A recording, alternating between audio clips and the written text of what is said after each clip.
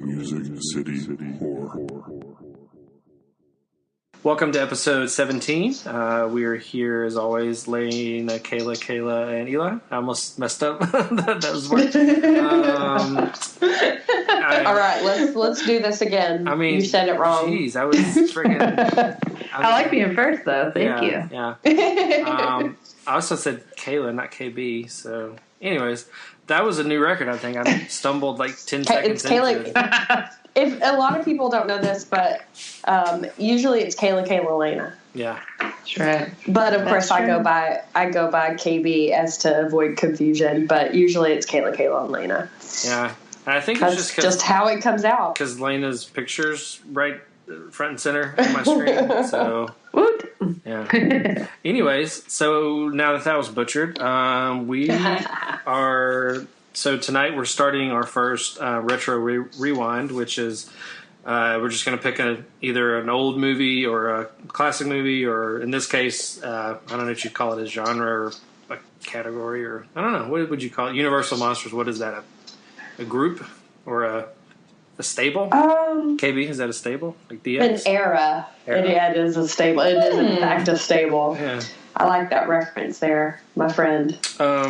We got a faction going. Yeah, it's a faction. That's more like it. Somebody just hit the whammy bar. That fucking horn.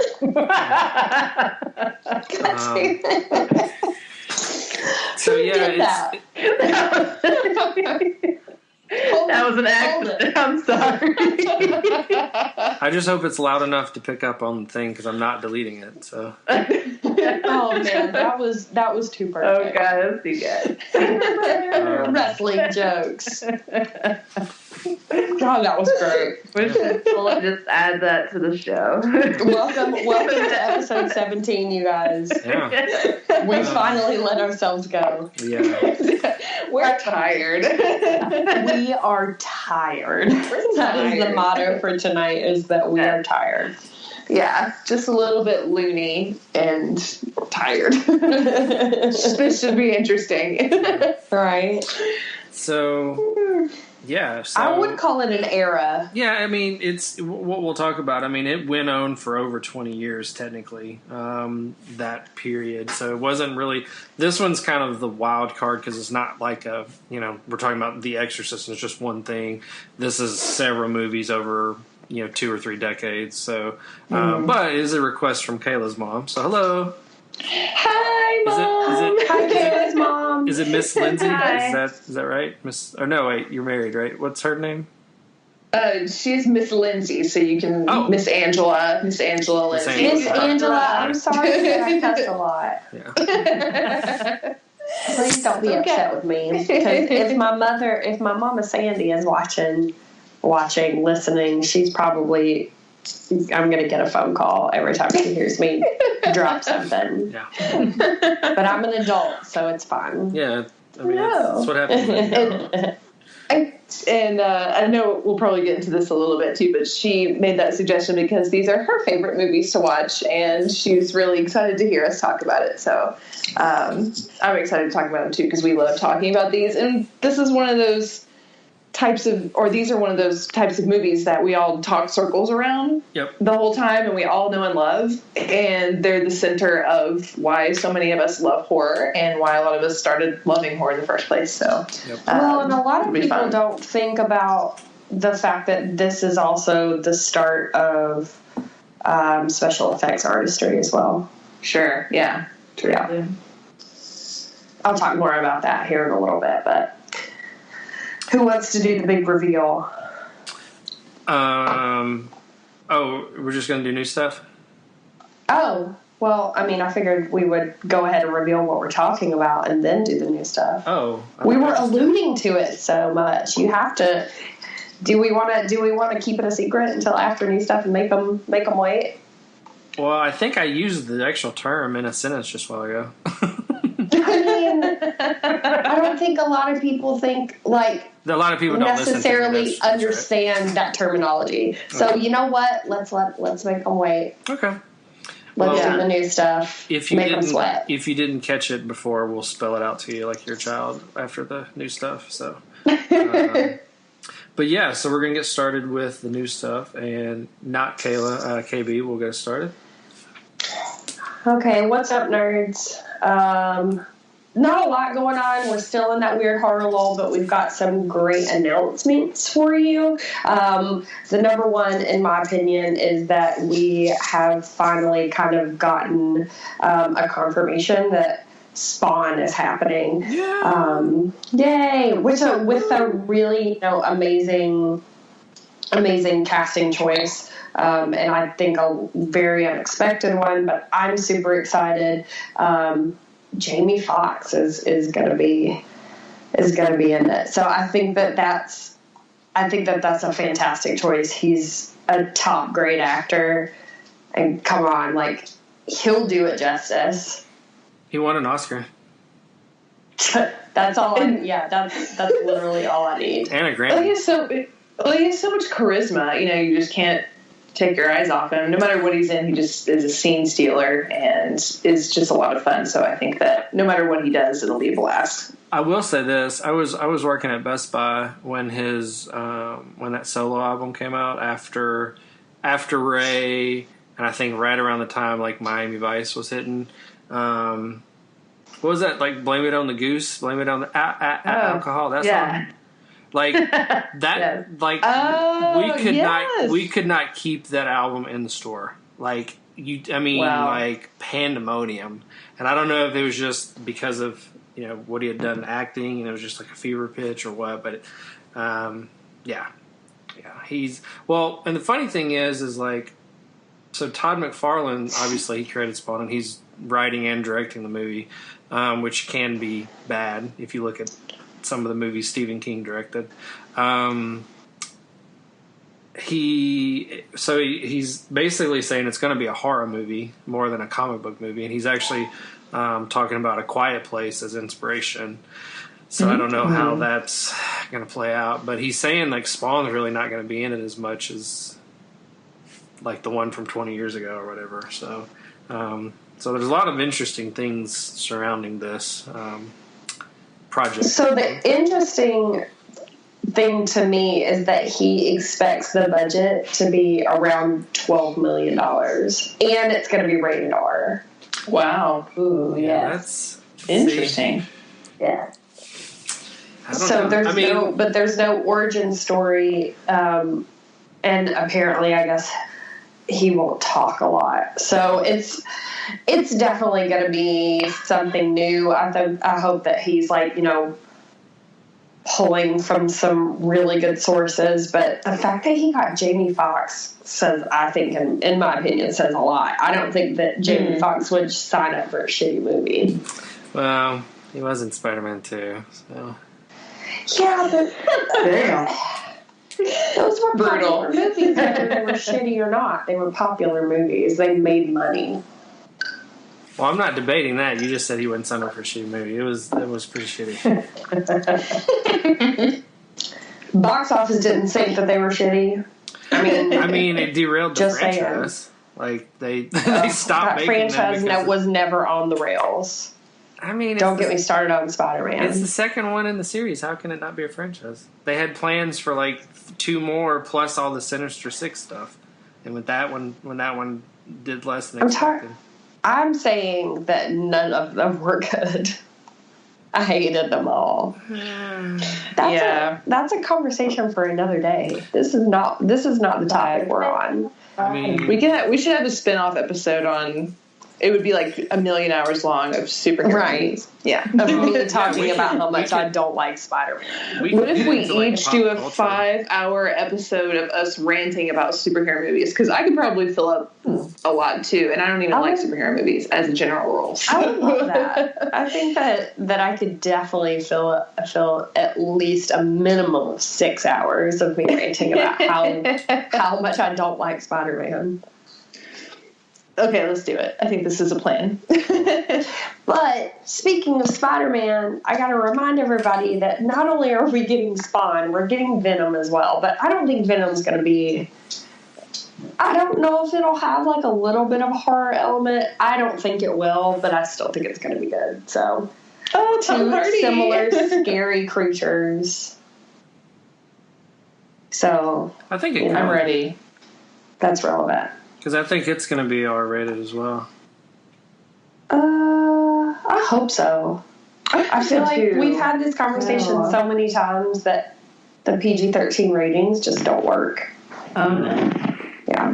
Well, yeah, they don't work unless if the content doesn't work for it. So, like, Venom is supposed to be super violent, so if it's PG-13 and you cut down on it, then it doesn't fulfill the promise of the character, so that's no fun.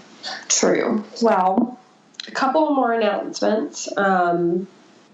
I think probably a really sad one is Bruce Campbell's retirement. Boo. Wah, wah. He has given his blessing to more Evil Dead like stories, but he has retired Ash. End of an era, guys. End of an era. He's such a joy. He is. He really is. Sad. I know. Well, and Ash vs. Evil Dead was really good, and that movie that show getting canceled, honestly, in my opinion, was a mistake. It was really well done. It was funny. It made sense in the scope of the actual franchise and the realm or world or whatever. I don't understand why people didn't buy into it. Yeah. I think it was just because it was on Stars. I mean, if it had been on HBO, you better believe that shit would have been a hit. Oh, totally. Well, and I think that's why, Outcast is struggling. I mean, most of the time when I say that, that sentence, most people don't even know what I'm talking about. That's Robert Kirkman, who did Walking Dead. That's his other comic book. And it's on Cinemax. And honestly, I think that first season was better than Walking Dead's been in like 4 or 5 seasons. No clue what you're talking about. Yeah, no clue. Yeah. That's so sad. Too. Which just proves the point. I have no clue what you're talking about. So I think I'm also really out of touch.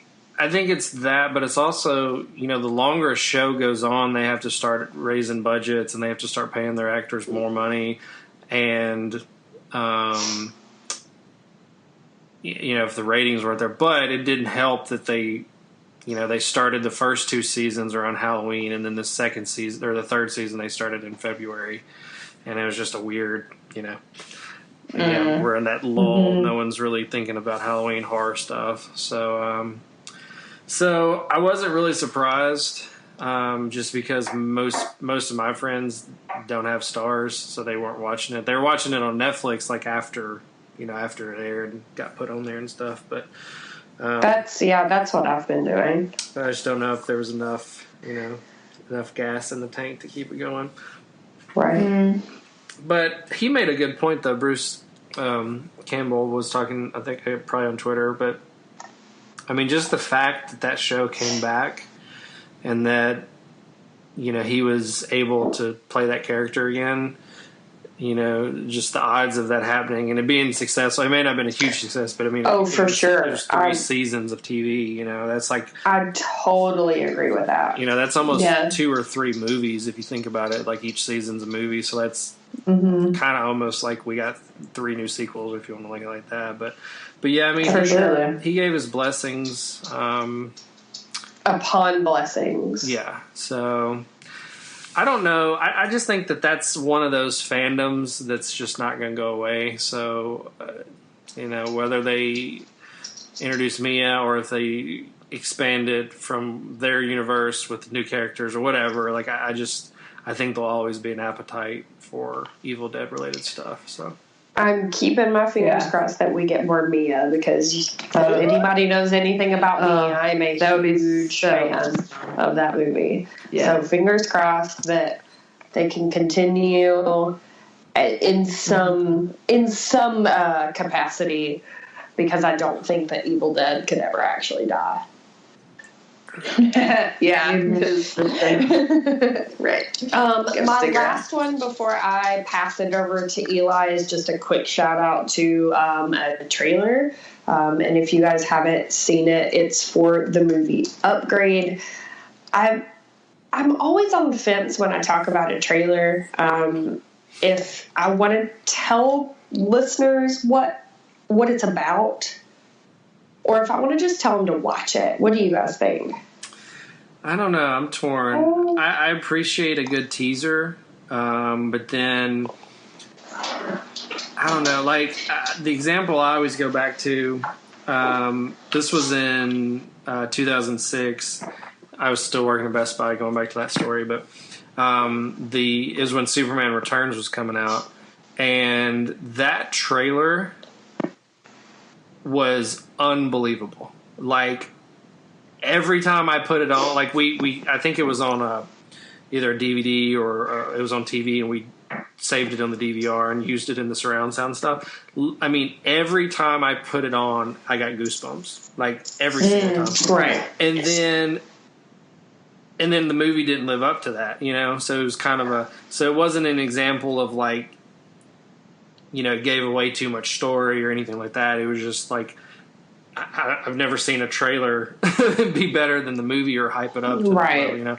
So I kind of prefer like the teasers now, you know, just a little. Same. Just give me a little, like I'm gonna like Venom. I'm gonna go see Venom. You know what I mean? Like the first time they did it in 2007, it was a you know, I don't even know the word. I was gonna say tragedy, but it's worse than that. You know, it was just not great. So like I think they're gonna do it right this time. So like I'm gonna go. You don't have to give me a 4-minute trailer. So right. I will at least say that it is more of a sci-fi horror movie. I'm not going to talk about it because I do like letting people be intrigued by something and them actually going to experience it itself. Because if I tell the story, the actual like reveal of the trailer is not going to be as good. So I will say it's sci-fi horror, and it's. I mean, from what I gather, I could see this episode, like this being an episode of Black Mirror. Cool. Ooh, I'm intrigued by just that. So I know. So I'm gonna leave it. I'm gonna leave it at that, because it comes out like in a few days. So I'm gonna leave it at the plot seems like this could be something out of Black Mirror. So I'm gonna leave it at that. You guys go watch the trailer. It's called Upgrade. And it should be really interesting. I think I might try to go see it in theaters. I might not, because usually I don't have time. But it's got Logan Marshall Green in it, and I think that he's super cute. And he was in Prometheus, and he's a really great actor. Ooh. So why wouldn't you go see it? Yeah. Do you know what movie he was also in? Spider-Man. Was he really? Yeah, he was in Homecoming. I don't. Spider-Man. Well, I never saw that movie, so I didn't know that. Sorry to spoil it. He was in Homecoming. He's like Tom Hardy's cute brother. Man, I don't know why everyone has been saying that lately. They look so much alike. Somebody said he was like the poor man Tom Hardy. I'm like, man, not really. No, he's still Tom Hardy is cute. the poor man's Tom Hardy. Yeah. Right. He's still he's equally handsome. Just some handsome. Yeah, boys. Tom Hardy has those like pillowy lips. Like he's beautiful. Yeah. And once again, I think KB and I could have a whole podcast, 5 hours of Tom Hardy every week. Man, I can talk about Tom Hardy. But Logan Marshall Green is equally as cute. They do look alike. They just look like they're siblings. He was in the Initiation, which was good. Or was it The Invitation? Or what is it? Invitation. Yeah. Oh, now I know who you're talking about. Okay. I loved him in Prometheus, so I'm excited. That's kind of a sci-fi horror. Well. Oh, for sure. Yeah. For sure. So, but this one seems to be like a little less alien. I don't think there's aliens involved. Yeah, I think calling it a Black Mirror episode is pretty spot on. Oh, for sure. On that note, I'm going to hand control over to Eli. He's got some more things to add. I think Kayla has. Ready. Yes. Okay. I'm so ready. Okay, so she's been talking about this for like a month. Yes. And I'm so excited. So Hereditary comes out next week, finally. There's been a lot of talk about the amazing trailers that have come out that look absolutely terrifying. If you haven't seen them, you may or may not watch them, because I feel like this is one of those movies where the less you know, the less visuals you see, maybe the better off you are. So I've only watched like the one trailer that came out. It was excellent, but I didn't watch it again, and I haven't watched the second one because I want to go in as clear as I possibly can. And the reviews are starting to come in, and apparently it's like the most terrifying movie in years. It's super disturbing and like psychologically torturous. And I'm nervous. Just can't wait. Yes. I'm already scared thinking about it. Just can't wait. So I will be going as soon as I can next week to go see it. And I'm so excited. And it's one of those movies too where it's A24, which I always love, and it's great writing, great directing, great actors. And I feel like it's one of those movies that we should go see in theaters and support if that's something that interests us, because the more movies that we go to support in the theaters, like Hereditary, the more we'll get. And I'm always down for that. For something smart, interesting, coming out of nowhere, original. I want more of that. So we should all go to the movies and see it. So that's my plug for Hereditary. Just in case you needed one, which a lot of you probably don't, but that's my plug. And that's what Movie Pass is for, is to go see all this good stuff. Heck yeah. I've just discovered. Oh, it's so great. I love it so much. Dude, Movie Pass is magical. It really and is. This is in no way a sponsorship, even though it could be. Not an ad. Wink, wink. Yeah, right. We would not complain about it. Yeah, I'm literally winking right now, even though it's just my voice, just so I can tell you guys, just for the effect. But if you go to movies and there's a lot of stuff coming out that you want to see, get Movie Pass. It is 100% worth it. Have they implemented the changes yet? I haven't had anything change.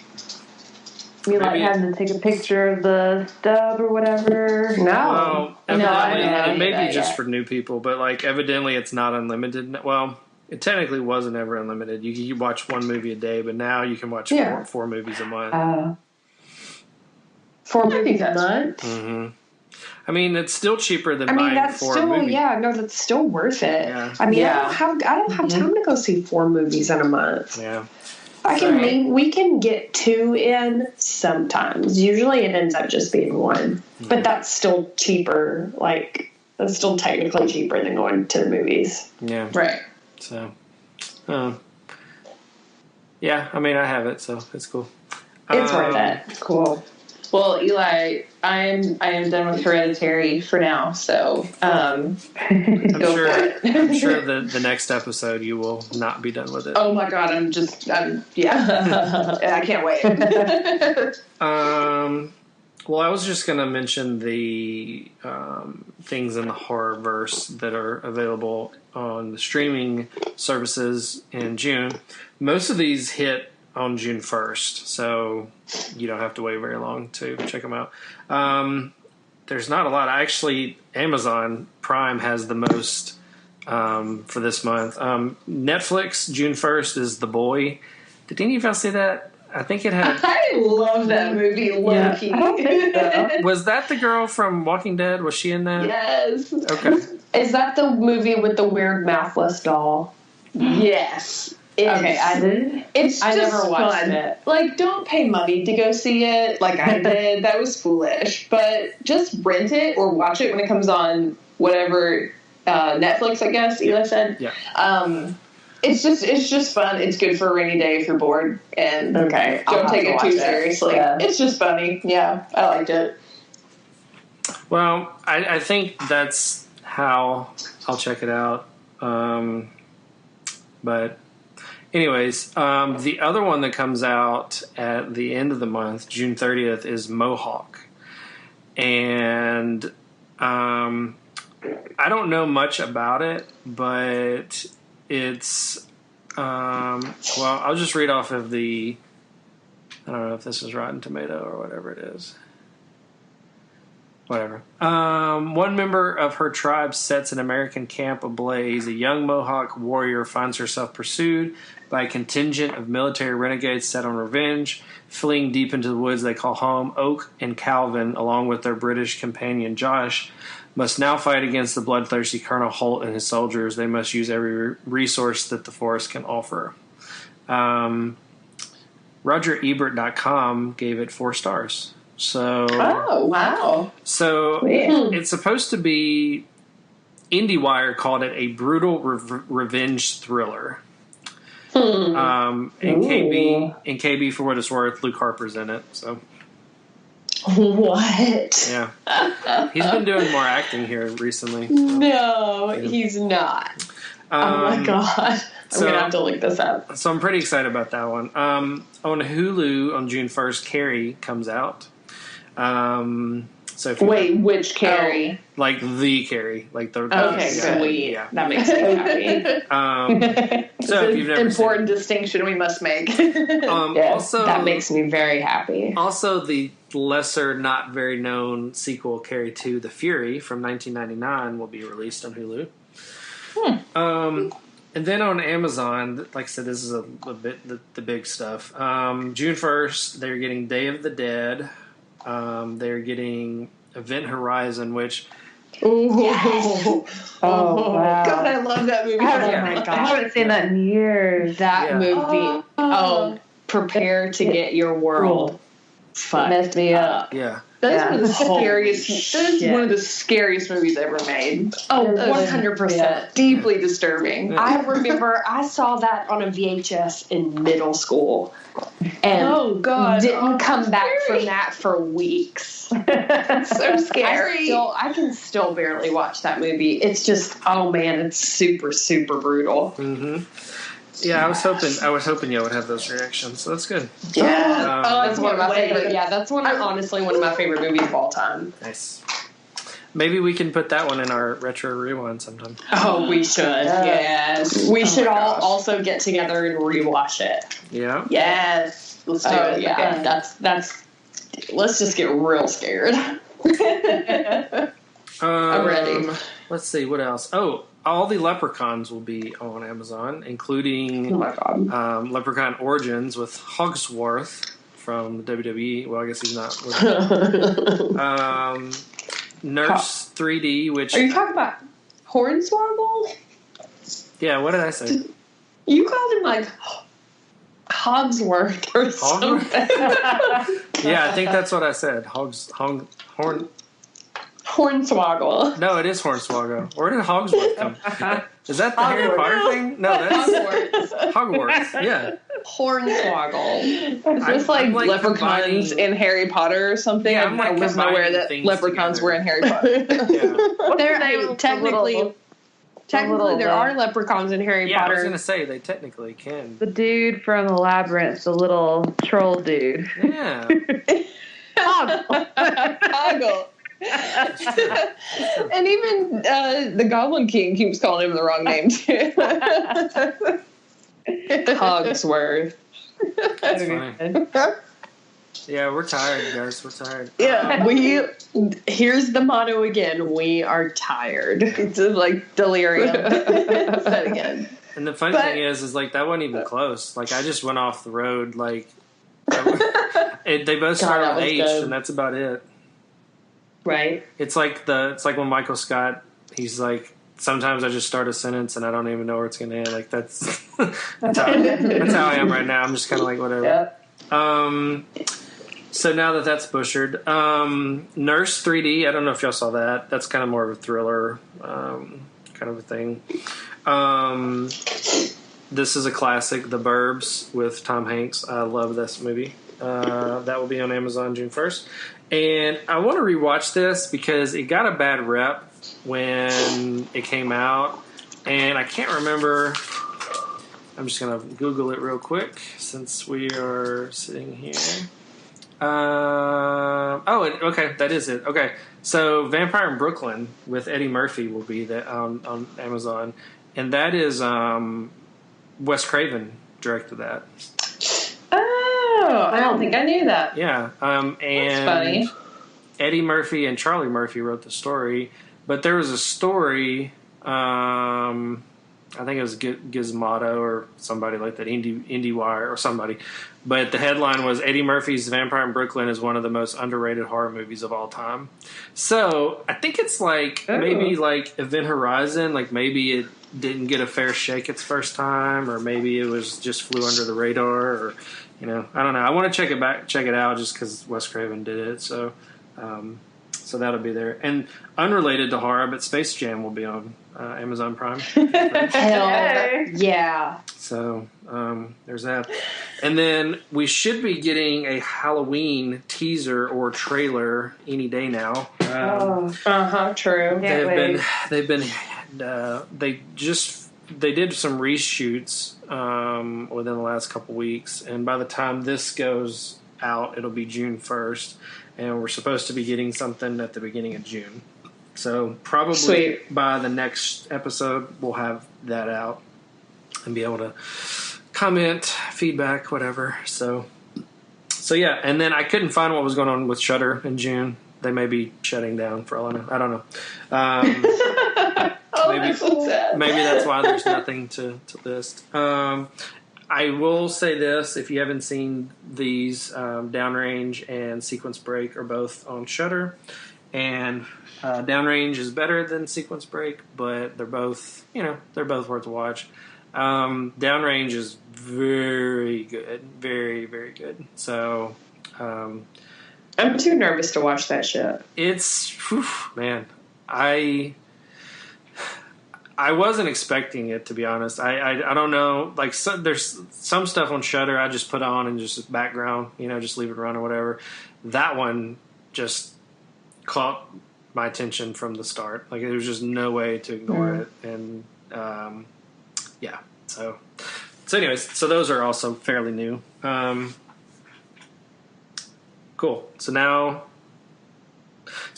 we're going to go to Lana. And we were going to do Facts of the Week.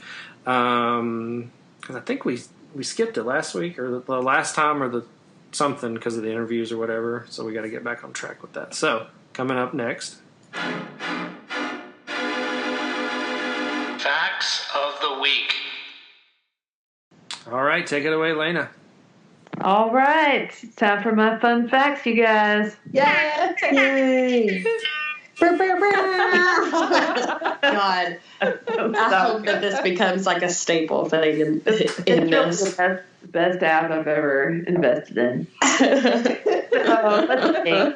I've got 4 fun facts for you guys, and if we haven't mentioned it yet about our topic for the retro rewind, it is Universal Monsters. I hope it's okay that I said that. Yeah, but really quick, I want to make sure that we elaborate exactly what Universal Monsters means before we talk about it. Because I feel like maybe if we've got a younger audience, they may not know what Universal Monsters mean. Like, what constitutes a Universal Monster? Give a list. Because I feel like that's just like maybe not layman's terms. Okay. Oh, sure. Let's do it after the facts. Yeah, because we'll actually. But they might not understand the facts if they don't know what we're talking about. Lana, do you think that's true? Probably. Okay. But who was about to start their explanation? I'll do like a super quick thing. So the Universal Monsters refer to characters who were in horror sci-fi films made by Universal Studios in the 20s through about the 50s, I think. Mm-hmm. So, for example, like the Phantom of the Opera is one of the old ones. Dracula, Frankenstein, Wolfman, Creature from the Black Lagoon. Those are just a couple examples. And so you usually think of like Bela Lugosi as Dracula, Boris Karloff as the creature in Frankenstein, those kind of characters. So kind of like the old classic horror that we think of. That's perfect. Yeah. I'm glad that you mentioned this because I, to be completely honest, had no idea that Phantom of the Opera was actually considered part of that group. So I just learned something. Yay! Hold on. Shaky, man. Yeah. Wait, I almost had this ready. Okay. Okay. I love it too much. All right. Starting off, and this would probably be what KB may be talking about later about the makeup part of it all. So applying the makeup took basically all day, you guys. So the Mummy, Boris Karloff, was an 8-hour process. So 8 hours in the makeup chair. Can you imagine? Wow. That's insane. That's like my morning routine. They would begin at about 11 a.m. and finish around 7 p.m. Yes. And then would shoot from 7 p.m. till 2 a.m. Oh my God. I can't even imagine that. In Frankenstein, the makeup took 4 hours, but this makeup was done every single day, and the costume weighed 50 pounds. Oh. And was shot during the summer.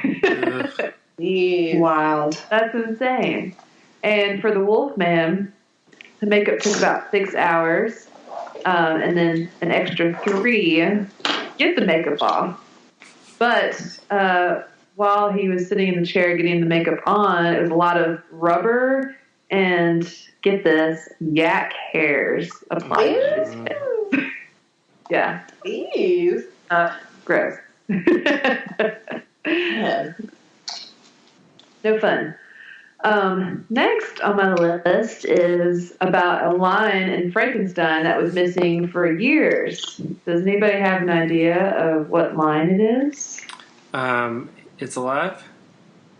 No, but that's close because this line follows that line. After he says, "It's alive," he goes on to say, "In the name of God, now I know what it feels like to be God."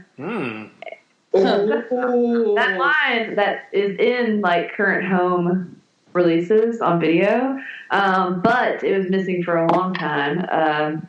It was present during the premiere, but after that, in the later like 30s, because that movie came out in 1931, it was considered sacrilegious and needed to be removed. So they drowned it out with thunder for a period of time there.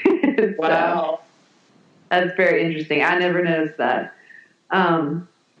Next, The Bride of Frankenstein, which I need to revisit because that's one that I have not seen as much as the others. But the lead actress' name is Elsa Lanchester. Her character was inspired by swans, believe it or not, that she would observe in London. She said they were nasty creatures, and so she would imitate their head jerking and hisses, and they would actually take the hiss that she would make and run it backwards to make it sound a little bit creepier. So that's very cool. It's super cool, yes. Oh, that's really cool. Finally, did y'all know that Universal almost nearly stopped making monster movies in 1936? For some reason, they dropped the monster films completely, but a theater in 1938 decided to run a special triple feature of Dracula, Frankenstein, and The Son of Kong, which I have not seen that last one. But it was such a huge hit that Universal decided to pick it back up, and they made Son of Frankenstein in 1939 and considered making the movie. So thank you to that little theater in LA for that. But all my fun facts today came from Blade Disgusting, so thank you guys for keeping us up to date on everything cool and horror. That's all I got right now. Cool. That's awesome. Awesome. Yeah. I think that means we're going to jump into our first Retro Rewind. Are y'all ready to do that? So ready. I'm in. All right, well, we're going to start it.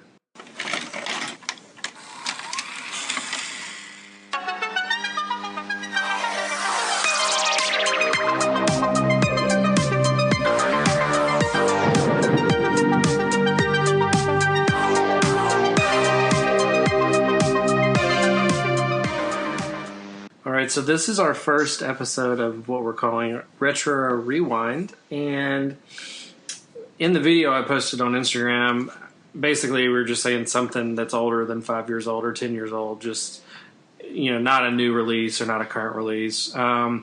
This is just we've done topics like, what's your favorite slasher or women in horror, that's just a very specific topic that cover a lot of things. Retro Rewind is generally going to be about a specific movie. Tonight's is going to be a little bit different just because it's kind of covering like an umbrella of movies. But in the future, if you listen to earlier in the episode, we were all really excited about Event Horizon. That will probably be one. Nightmare on Elm Street, The Exorcist. I mean, we're going to focus in and talk about specific movies that we like and appreciate, and just kind of go a little bit deeper than some of the general topics that we, hey, my favorite slasher is Nightmare on Elm Street. Hey, mine's Friday the 13th. And then that's it. And we wrap it up. We'll be able to go into it a little bit more and give some details. So tonight we're talking about the Universal monsters, and Kayla kind of explained earlier what that entailed. It's generally considered to be from Phantom of the Opera 1925 to Creature from the Black Lagoon in 1954. There, depending on who you ask, generally there's 8 big movies out of that period. Tons and tons of sequels and crossovers and all that kind of stuff. But these are the big 8 that we'll be talking about. So I'll just go through the list real quick. Phantom of the Opera was in 1925. Dracula came out on Valentine's Day, 1931. Frankenstein came out November 21st, 1931. Dr. Jekyll and Mr. Hyde came out on New Year's Eve, 1931. Invisible Man, 11/13/33. Bride of Frankenstein was in April of 35. Wolfman was in December of 41, and then Creature from the Black Lagoon was in March of 54. So those are the big ones. I was actually surprised that Phantom was that early. For some reason, I always thought Dracula was the first one. I thought that was the one that kind of started everything. But no, Phantom was 6 years before that, so definitely. Also, I think the original Phantom was a silent film, and Dracula was a talkie. And I think that's a big reason why I didn't think that it was part of that, kind of class. So that was probably the most interesting thing I'll hear all night, because everything else I kind of knew about. So that was really cool to learn. Yeah. And I think it's really interesting, too, when you think about the movies that people were making back then, a lot of those movies, even in the silent era and into the kind of talkies era, a lot of them were horror movies. And so there's just that drive that we want to see something scary. We want to see these kind of horrifying stories on the screen so much that a lot of our first movies were horror. And I think that's really interesting, too. There's a lot of comedies as well, but we just have that desire for it. I just think that's really interesting. Mm-hmm. Well, I think it's, I don't think horror has changed that much as far as, back then horror movies were cheap to produce, and nowadays horror movies are cheap to produce. I think people gravitate towards that, not only because they like it, but just from a studio standpoint. They're cheap to make, So I don't think the motivation was that different, 60, 70, 80 years ago. But does anybody have, how you got into it? Did you, because some of these I read the book before I saw the movie. So, I was in high school or whatever, and, ended up reading the book before I actually got around to watching the movie. And so... Yeah. Does anybody have a, what's the first one they watched, or how they got involved with them or whatever? Well, I remember my dad, Robert, when I was younger, Roberto. He had comic books and little action figures of all these things. And that kind of got me interested into it. I remember him having like the werewolf and Dracula. And I'm not even sure what the comic books were about, but I feel like I need to go find those now. So, Robert, if you're listening, find them in the attic, please. Dang, Robert, you're cool. I know. That's really awesome. What a cool dad. I know, yes. But that's kind of what got me interested in it. And I can't really remember the first one I saw, but I want to say it could have been Creatures in the Black Lagoon. And I will say when I was a child, I do remember at our pool we had a sign with the creature's picture on it. And it said, "Welcome to our ool. Notice there's no P in it. Let's keep it that way." So that was another thing that I had not seen the movie yet. So that got me interested as well. So cool. Thank you, Robert. Shout out. Let's see. And I mentioned earlier that my mom was the one who came up with the idea. So she loved these movies. She always had them on TV. All the time if they were on TV, she'd just play them. Almost as like a background noise, kind of how you do, because she'd watched them so many times. So she just really likes it. Like I'll call her on the phone, and she'll be like eating a snack and watching like some old sequel of Frankenstein or something. You're like, oh, that's so just cute. This, just how you do. So she loves these movies. I mean, mine's not that interesting. I didn't really grow up around horror movies. So really what got me interested and actually kind of buying into the Universal Monsters was seeing the horror movie makeup show at Universal Studios.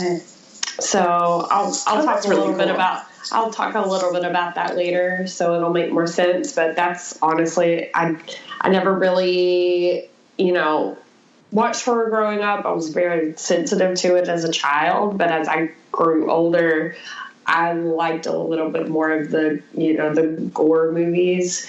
So until I saw that, like, I actually really didn't pay much attention to them, which is, heresy, I'm sure, but I just never got into them. So my story's boring.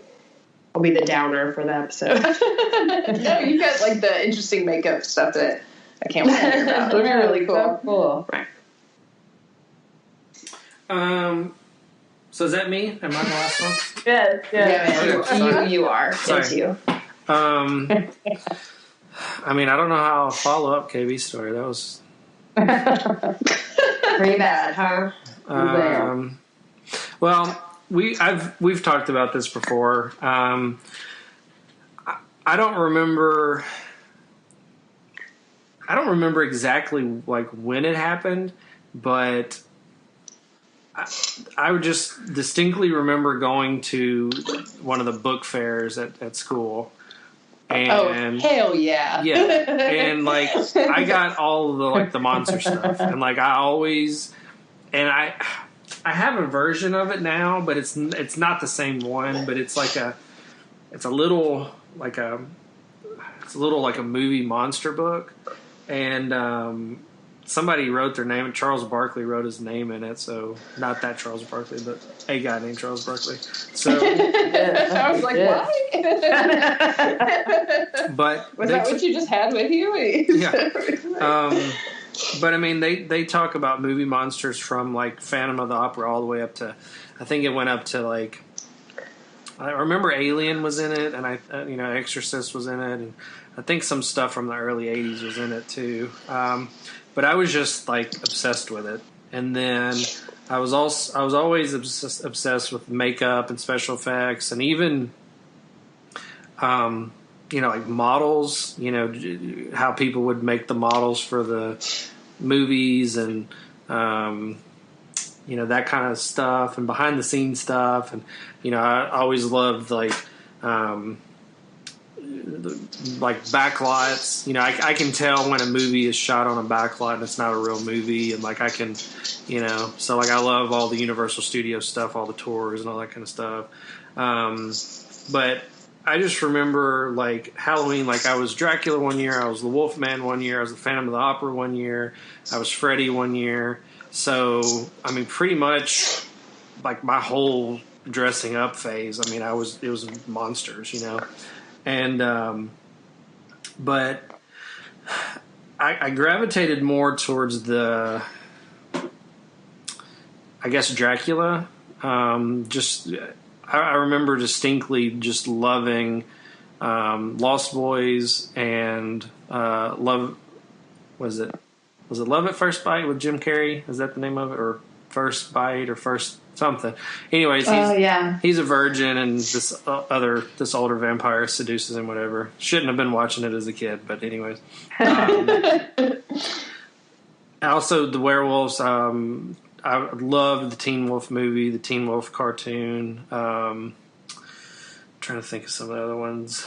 Monster Squad obviously had all of them in there. And then, you know, going back and watching, I want to say the first one I remember watching was actually The Invisible Man, which Claude Rains played the Invisible Man. Actually, well, it won't be by the time this airs, but as of right today, it's the anniversary of his passing. He passed on this day in, like, whatever, 1970 or something. But you just going back and then, you know, I went to Universal Studios when I was a teenager, and just seeing that they have a big part of the park that's, you know, geared towards all the Universal monsters, and certain times of the year they're walking around the park and interacting and stuff like that. So the Monster Cafe. The Monster Cafe, yeah. So, I mean, I think I've, you know, at least since kindergarten, I've just always. It was never like a, you know, I know some people now that are like our age or even younger, and they don't go back and watch the classics. They'll go to like the 80s and then stop. And it was never that way for me. Like, I loved, you know, Dracula from 1931. I liked Godzilla. I liked, you know,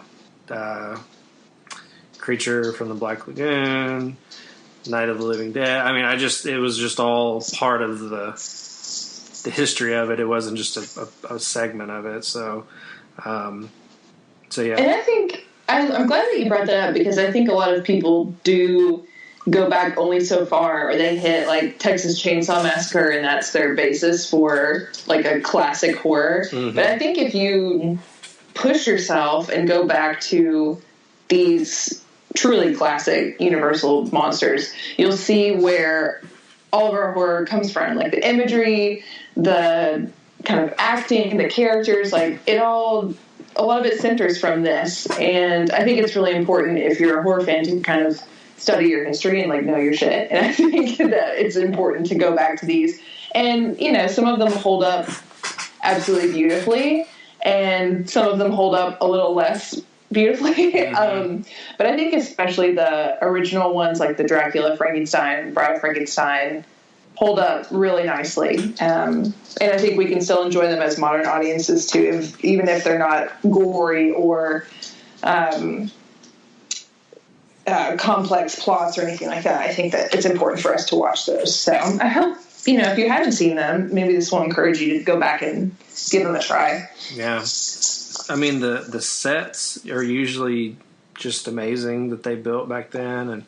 And usually the music's awesome. And even, you know, it was obviously primitive, but the makeup was, you know, ahead of its time. So, and I think you mentioned the sets, and I think it's kind of cool to know a lot of the design from especially the early Universal monster movies, and kind of where we get a lot of horror look today comes from like German expressionism. So a lot of German directors and cinematographers moved to the United States when they were persecuted in Germany in the 20s and 30s, and they moved to the U.S. and started working in Hollywood, and they brought that imagery, that kind of really dark, sharp lines, lots of shadows, they brought that to Hollywood, and that's kind of how we get the looks of a lot of those classic monster movies, which I think is really cool. You know, it comes from people who are making movies about a lot of European monsters who are running away from monsters. So I think that's an interesting connection to think about how we get designs like Tim Burton movies comes from that sort of style. I think that's kind of cool. He was definitely influenced by those. And then a lot of the 50s, you know, what we would call 50s junk, you know, the drive-in stuff and the midnight movies and all that kind of stuff. So, well, I guess the next thing is what is everyone's favorite out of the Universal monsters, and what is everyone's least favorite? Oh man. I don't know. Least favorite's hard. I know. My favorite is Frankenstein. That's my favorite movie of this bunch. I just think it's really beautiful, and I also am deeply obsessed with the novel. Every time I read it, something else comes out at me because there's just so much happening in it. It's just completely genius. And the movie takes it in a completely different direction, but it still brings out some really interesting things, and Boris Karloff is just lovely. And he just is sweet, and you feel such like empathy for his creature, and such like horror at what's happening to him. And that's part of it, is not necessarily that he's so terrifying. I mean, he is like scary looking, but how people treat him and he's just misunderstood. I think that's really cool perspective to bring to this monster too, that he's a little bit deeper than just being like kind of rambling around and being scary looking. He's not really that menacing. So I really like that movie a lot. I think it's really beautiful. I have to say, for me, my favorite, it's tough to choose between these two, the creature from the Black Lagoon and the Wolfman, but the creature comes out a little bit further because I just love the music. I love the underwater photography and, all that is just beautiful. I love his webbed hands and feet. But this is something like, I kid y'all not, like, I turn this movie on and turn it up real loud and go sit outside and just listen to it. It's just, I don't know, it's very soothing to me. And I just think it's so cool. And as far as my least favorite, I can't think of a least favorite, but there are some that I don't know as well as the others, like Bride of Frankenstein and The Invisible Man. Those two I don't know as well, which I need to know. So I'm gonna work on that. But I think they're all just so amazing. And I mean, the Wolfman as well, just so cool. I love werewolves and all that stuff. So, but the creature is my boy. Right. Mine is probably a good tie, but for two different reasons. My mother grew up. She didn't bring me up in a horror household, but my mom loved vampires. My mom loved vampire movies, vampire books. So I have kind of grown up with a love of vampires. So I would say that my first favorite is definitely Dracula. Was she an Anne Rice fan? Oh, I mean, yeah. Honestly, she liked this series called The Necroscope or something. Brian Lumley. But it was like apparently real fucked up shit. Apparently, she would always talk about how brutal it was. I was like, damn, Sandy. Yet she wouldn't let me watch horror movies as a kid. Like I eventually, so go down the path she was on. Right. It's hard to, once you get to that point, you're like, don't turn down this path. Like Interview. I mean, I explicitly remember Interview with the Vampire, and like I remember that movie was really my first horror scene that I ever walked in on. My parents, I think, were watching it. and I walked in, and I don't know how I remember this so vividly, but it's like one of those memories that I walked in the living room. They were watching Interview with the Vampire, and it was it was a scene where like they were both feeding on the same girl or something. And my heart, I was sure that I was like, I don't even know how old I was when that came out, but I was sure that my heart stopped in that moment. When did that movie come out? 94. Yeah. 94. Okay. So, I mean, I was pretty young, and I remember being petrified, but I, for some reason, have just grown up loving vampires. I love the simplicity of the story. I like all of the, different kinds of vampires. But, of course, Dracula was really, is the vampire. Yeah. If you're going to make a movie, it better include Dracula at some point. And God knows we've seen enough vampire movies at this point. But I mean, it's not anything that'll ever die. Yeah. I recently just rewatched Dracula 2000. Oh, God. And good.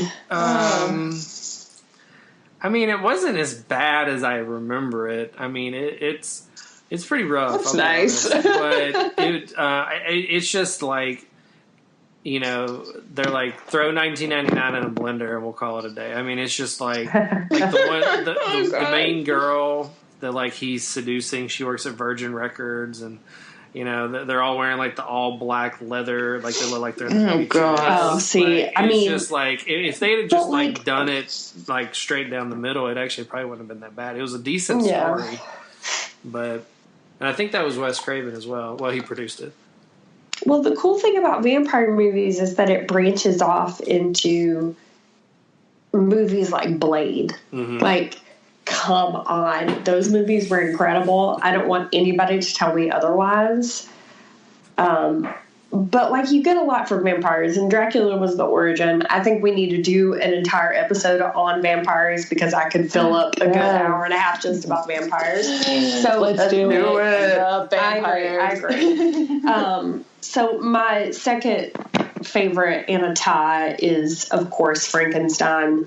I have a dog named Frankenstein. He goes by Frank, but I mean, it's the classic, and really what got me into the whole Universal franchise was, and it had a lot to do with the makeup portion of it. And I kind of mentioned earlier that I got into, learning about the classic characters through the horror movie makeup show at Universal Studios. I mean, Universal Monsters, they actually have, their own little show that they have come on, at scheduled times. It's only about 30 minutes long. It's been running since like 1990, all about the Universal horror movie and the makeup. And it all kind of centers around, the same guy that kind of pioneered, and I think pioneered the industry as a whole, Jack Pierce, who did all of the makeup, all of the, special effects. He worked with cotton and like grease paint and really kind of primitive materials. What was it you said that he had yak hair attached to him, but then they actually seared it with like a hot object. So they seared the yak hair, and the rumor is, or like the joke was, that Jack Pierce would always burn him on purpose. Oh, no. Oh. Yeah. So he was kind of known for being this very stern, almost kind of like hard to get along with person, but he had a like really, really good working relationship with Boris Karloff. So, they created all of this stuff, and they created, the Wolfman with Lon Chaney Jr., and he had a prosthetic nose, and I mean, that guy went through allergic reactions, with that. And it was just, it's crazy that this guy started this entire, pretty much pioneered this entire industry. And he died in like 1968, but they still talk about him. He's a legend. I mean, he's what, Tom Savini is now to modern makeup artistry, in my opinion. Absolutely. But I mean, if it wasn't for him, Greg Nicotero wouldn't exist. Rob Savini wouldn't exist. Like, they're who. And I don't remember what the documentary's name was. They used to have a documentary on Netflix about this stuff. It was all about like horror movie makeup, and it was one of the most fascinating things I think I've ever watched. That's so cool. Yeah, if you can find that, you know what? This is what the Google's for: horror movie makeup documentary, because it was really, really awesome. Very, very Nightmare Factory. Mm-hmm. It's on YouTube, and it's absolutely fascinating. If you have any kind of like, little bit of interest of special effects and makeup and stuff like that, watch Nightmare Factory. I mean, for the longest time, that's what I wanted to do for a living. And yeah, I'm a makeup artist, but I don't. It's not the same thing. And it's one thing that, like, I wanted to go to his horror movie makeup school for the longest time, but I was too broke of a shitty college student to be able to move to Philadelphia and go to his school. But yeah, I mean, that's definitely what pulled me into Frankenstein and what pulled me into the whole concept of Universal Monsters, for sure. So I don't know if I have a least favorite. I would say The Invisible Man, just because I've never seen it. Well, that'll do it. Yeah. I know. You should see it, though. You.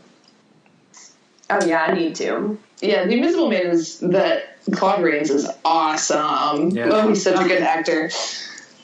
Yeah, I need to check it out. Well, as a kid, it was definitely Dracula and Wolfman.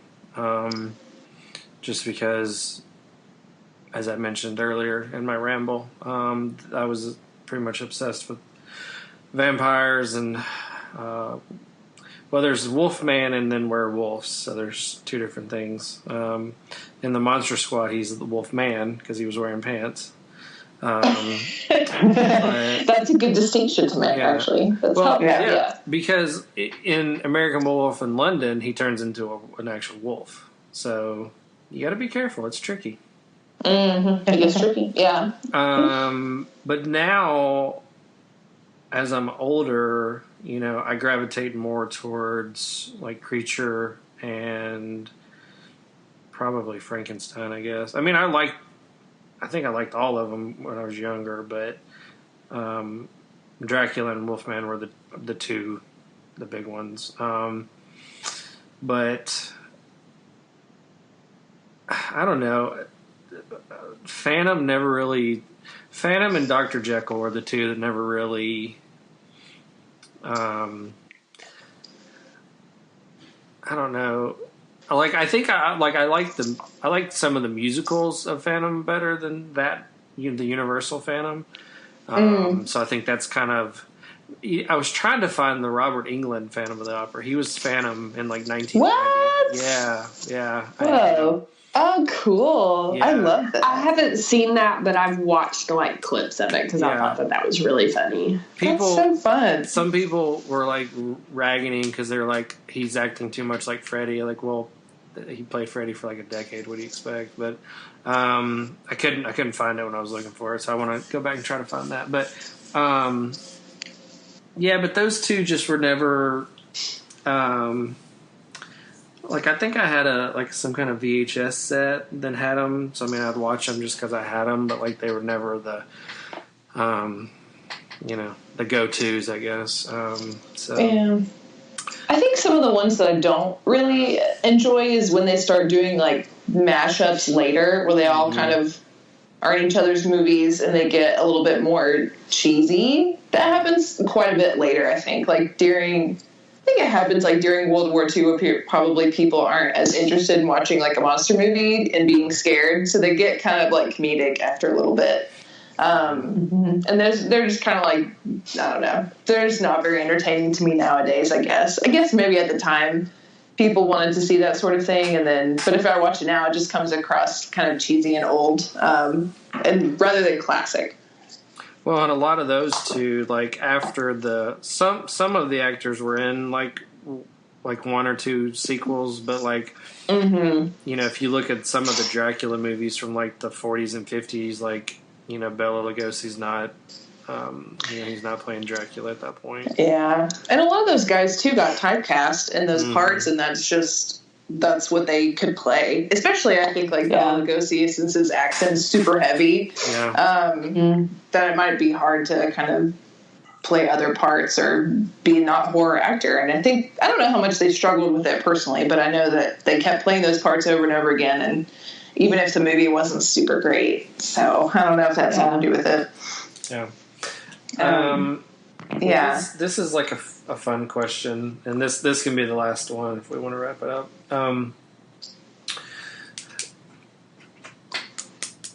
You know what? I just thought of something. I forgot one too. The Mummy. The Mummy is one of the Universals too. I do like the Mummy a lot. And it's Boris Karloff again. He's so good. Yeah.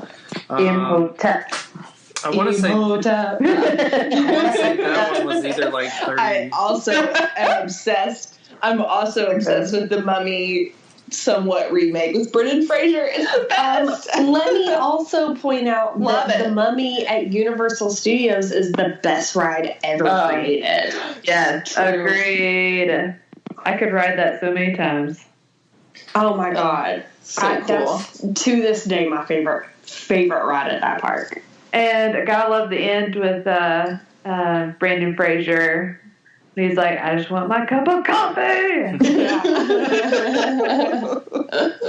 gotten stuck with that part and had to watch that little video like too many times. It's so good. It's so good. Love it. Yeah, the Mummy was in 32, so it was right around it came out before The Invisible Man. So, anyways, yeah. So I guess there's 9. Technically, out of the ones we're talking about. So let's list off everybody's Mount Rushmore. So, like, what would be your 4, your 4 that go on the Mount Rushmore for the Universal monsters? Ooh, I know.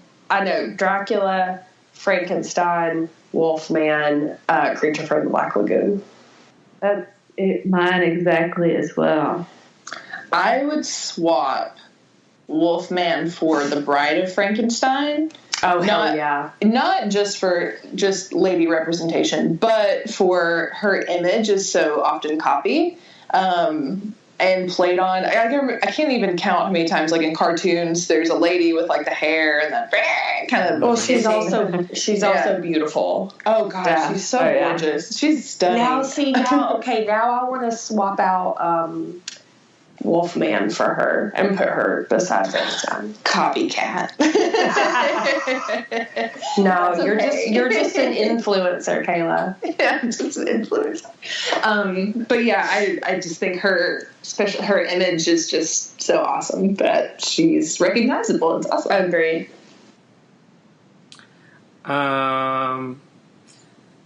I would have to probably go with KB's first one, Dracula, Frankenstein, Wolfman creature. Not to take anything away from the Bride, but she's kind of, she follows Frankenstein. So, like, we've already got one Frankenstein on there. And, like, to me, I think Wolfman, like, the werewolf legend is just iconic. So, like, I just don't think I could not put it on there. I maybe could take Creature off and put Bride up there, but I just like the Creature so much now, especially like that I'm older. Yeah. So, but most people usually Dracula, Frankenstein are always on the list, and then their 3 and 4s are the ones that's fluctuate a little bit. So, so cool. So that was a pretty good retro rewind without having a set structure.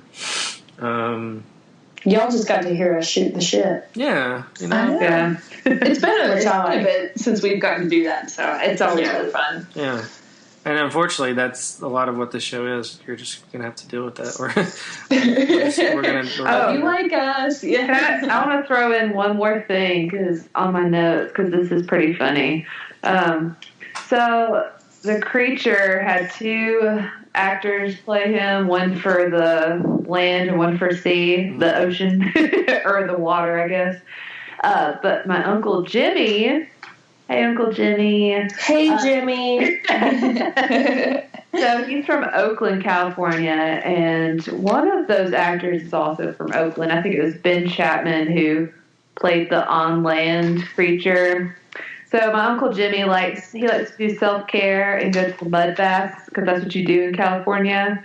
But he was in a mud bath with the creature. Oh, cool. Dude, I want to hang out with Uncle Jimmy. He's fun. Oh, he's awesome. He's a ballet dancer. He is so cool. That's so neat. I thought that was funny, and I had that in my notes, my Uncle Jimmy in the mud bath. So. how appropriate. The guy was in a mud bath. yeah, exactly. So good. Yes. That's my last little thing. I love the fit. This is like a family connection episode, basically. Right. Yeah. I really appreciate that. Yeah, absolutely. Good time. Awesome. Yeah, I don't have an uncle that cool. So. Same. Cool. So we're gonna do our socials. Yeah, y'all, you know where to find us, Music City Horror. We're also on Indie Popcorn, so definitely make sure to check them out as well. You get some other suggestions for other pop culture podcasts, which is always really fun to kind of dig around and find new podcasts. But yeah, look for us, Twitter, Instagram, Facebook. We're all over the place. Music City Horror. Nice.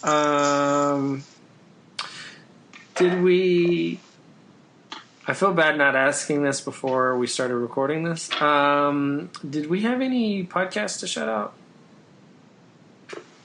I have shouted out. Oh, wait, no. I've got one.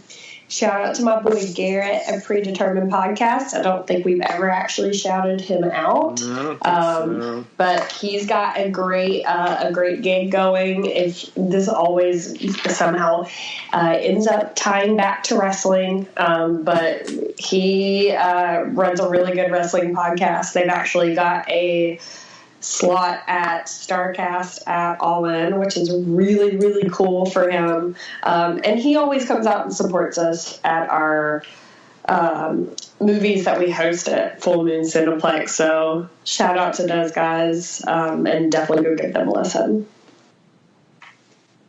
Yeah. Yeah, thanks for your support, friends. Yeah. That's awesome. Yay, we love Friends. Trying to be quick here. So we met Taylor, who runs Poptimus, and he is also plays bass, but he's in the Nashville area, and he has been very cool. We've talked in our DMs, as people do online now. He slid in there. Yeah, just slid on in. I have to tell y'all later, somebody had one of the best responses about, like, they slid into somebody's DM, and anyways, it was funny. Also, want to give a shout out to Shauna. She's from Something's Not Right podcast. They do more of a, I guess, true crime. Their most recent episode is about Steve McNair. So, but she came to the movie night in April, so the first one, and again, she's in Nashville too. So, and then we were talking about modern horrors. They're also in Nashville. We've been talking to them recently, so we might have something brewing with them. And I think that's it. I'm just choking now, so. Right? Listen, we can't have it like an on-air death. I know. I know this is a horror podcast. God damn it. Sorry. It's amazing. Appropriate use of air horn app. Yeah. Yes. Finally. I'm so glad I know you. You guys are the kind of friends we always wanted. In so many ways. This only just proves it even more. Silly air horns on a school night. Yeah, true. And hanging out about that life. About that life. Awesome. Well, I think that's it.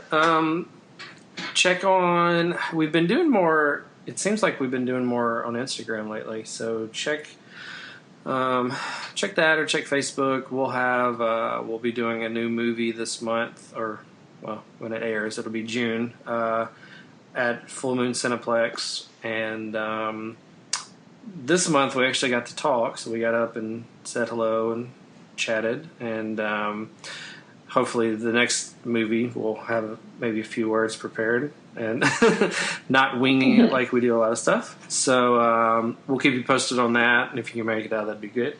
And I guess we'll say one quick thing.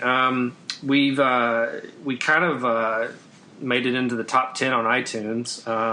Now, before everyone starts clapping and setting us up for a parade, those things fluctuate. Like, I think if we check it now, we won't even be in the top 100. So, but we had an influx of reviews and a bunch of new subscribers, so I think that just peaked.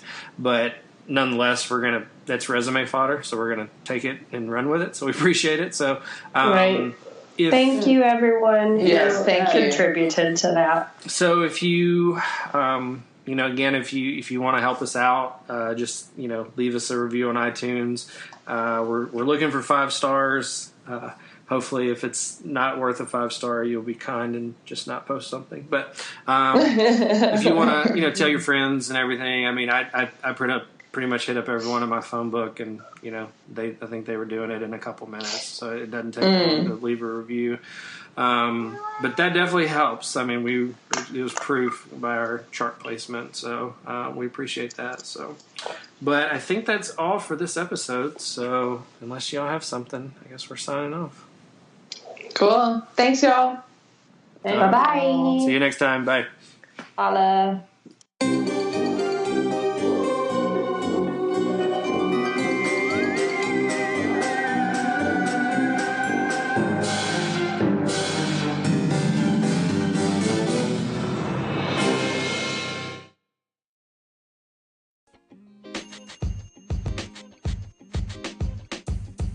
The podcast you just heard was recorded with Anchor. If you want to make your own, download the Android or iOS app completely free from anchor.fm/podcast. That's anchor.fm/podcast.